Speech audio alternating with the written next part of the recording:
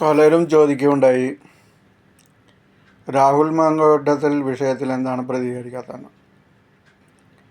രാഹുൽ മാങ്കൂട്ടത്തെ കേസിൽ അത് പോലീസ് അന്വേഷണത്തിലിരിക്കുന്ന ഒരു സംഭവമാണ്. അതുപോലെ കോടതിയുടെ പരിഗണനയിലും വരുന്ന ഒരു സംഭവമാണ്. അതിൽ പൊതുജനങ്ങൾ കമ്മച്ചം വെച്ച് അഭിപ്രായം പറയുന്നത് ശരിയല്ല. ഒരു പക്ഷം പ്രതിക്ക് അനുകൂലമായിട്ടും ഒരു പക്ഷം പരാതിക്കാരിക്ക് അനുകൂലമായിട്ടും അങ്ങനെ നിൽക്കുന്നൊരു കാഴ്ചയാണ് കണ്ടത്. ഇത് പാടില്ല. ഇത്തരം കാര്യങ്ങൾ പോലീസ് അന്വേഷിക്കുന്ന കാര്യങ്ങളിൽ ആളുകൾ അഭിപ്രായം പറയുന്നത് ഒരിക്കലും ശരിയല്ല. അത് അന്വേഷണത്തിന് ചിലപ്പോൾ ബാധിച്ചേക്കും. ഇപ്പോൾ ഈ യുവതി പരാതി കൊടുക്കാൻ മുഖ്യമന്ത്രിയുടെ അടുത്തേക്ക് പോകുന്നുണ്ടെന്നുള്ളത് പത്രമാധ്യമങ്ങൾ പ്രസിദ്ധീകരിക്കുകയുണ്ടായി. ഇത് അറിഞ്ഞ പാതി പ്രതി രക്ഷപ്പെടാനുള്ള അവസ്ഥയും ഉണ്ടായി. അപ്പോൾ ഇപ്പോൾ പത്രമാധ്യമങ്ങൾ TV വെച്ച് നോക്കിക്കഴിഞ്ഞാൽ ന്യൂസ് ചാനലിൽ വരുന്ന ഓരോ അപ്ഡേറ്റുകളും നോക്കിയാൽ തന്നെ പ്രതിക്ക് ഓരോ സംഭവങ്ങളും രക്ഷപ്പെടാനായിട്ടുള്ള അവസ്ഥ ഉണ്ടാകും. അതുപോലെ നമ്മൾ കമ്മച്ചം വെച്ച് ഓരോ അഭിപ്രായങ്ങൾ പറയുന്നതും ശരിയല്ല. അത് തെറ്റായ നയമാണ്. ആ ആൾ അങ്ങനെ ചെയ്തിട്ടുണ്ടാവോ, ഈ ആൾ ഇങ്ങനെ ചെയ്തിട്ടുണ്ടാവോ, അത് അങ്ങനെ ചെയ്തിട്ടുണ്ട്, ഇതൊന്നും പറയേണ്ട ബാധ്യത ആളുകൾക്കില്ല, പൊതുജനങ്ങൾക്കില്ല.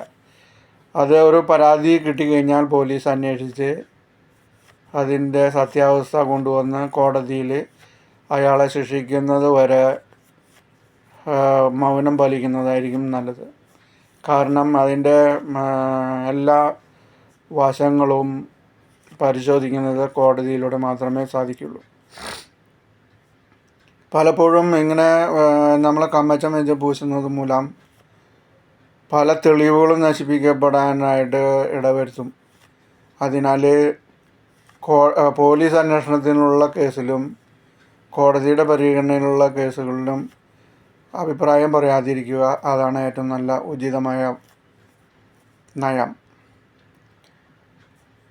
അതിൽ നിന്ന് വിഭിന്നമായിട്ട് പത്രമാധ്യമങ്ങൾ പല വാർത്തകളും കൊടുക്കുന്നത് മൂലം പ്രതിക്ക് രക്ഷപ്പെടാനുള്ള അവസരം ഒരുങ്ങാനും സാധ്യതയുണ്ട്. ഇത് മനസ്സിലാക്കി വേണം പൊതുജനങ്ങൾ അഭിപ്രായം പറയാൻ. പൊതുജനങ്ങൾ എന്നല്ല, ഈ പത്രമാധ്യമങ്ങൾ. അതിൽ നിന്ന് പത്രമാധ്യമങ്ങൾ ഒരുപടി പിന്നോട്ട് പോകുന്നതായിരിക്കും നല്ലത്. ഈ ആന്ധ്രയിൽ കർണാടകത്തിലെത്തിയിട്ടുണ്ട്, തമിഴ്നാട്ടിലെത്തിയിട്ടുണ്ട്, ഇങ്ങനെ വാർത്ത കൊടുക്കേണ്ട ഒരു കാര്യം പത്രമാധ്യമങ്ങൾക്കില്ല. ഈ പോലീസിൻ്റെ രഹസ്യ നീക്കങ്ങളും മറ്റതും പത്രമാധ്യമങ്ങൾ വഴി പ്രതി അറിയാനായിട്ട് ഇത് ഇടവരുത്തും. അതിനാൽ ഇതുപോലെയുള്ള അഭിപ്രായ പ്രകടനങ്ങൾ നടത്താതിരിക്കാനായിട്ട് ശ്രദ്ധിക്കുക. പിന്നെ പല പൊതുജനങ്ങളും അഭിപ്രായം പറയുന്നത് കമ്മച്ചം വെച്ചാണ്. അവരിൽ അതിനുള്ള തെളിവുകളോ ഒന്നുമില്ല. ഈ സാഹചര്യത്തിലാണ് അവരും അഭിപ്രായം പറയുന്നത്. ഇതൊരിക്കലും ശരിയല്ല. ഇപ്പോൾ രാഹുൽ ഈശ്വർ ജയിലിലായിരിക്കുകയാണ്. അതിനുള്ള കാരണം എന്താണെന്ന് വെച്ചാൽ പ്രതിക്ക് അനുകൂലമായിട്ട് പ്രതികരിക്കുകയും പരാതിക്കാരിക്ക് എതിരായി പറയുകയും ചെയ്യുന്നു പറഞ്ഞ രീതിയിലാണ് അറസ്റ്റ് ചെയ്തിരിക്കുന്നത്. അപ്പോൾ ഇതുപോലുള്ള സംഭവങ്ങളിൽ അഭിപ്രായം പറയാതിരിക്കാൻ പൊതുജനങ്ങൾ ശ്രദ്ധിക്കുക.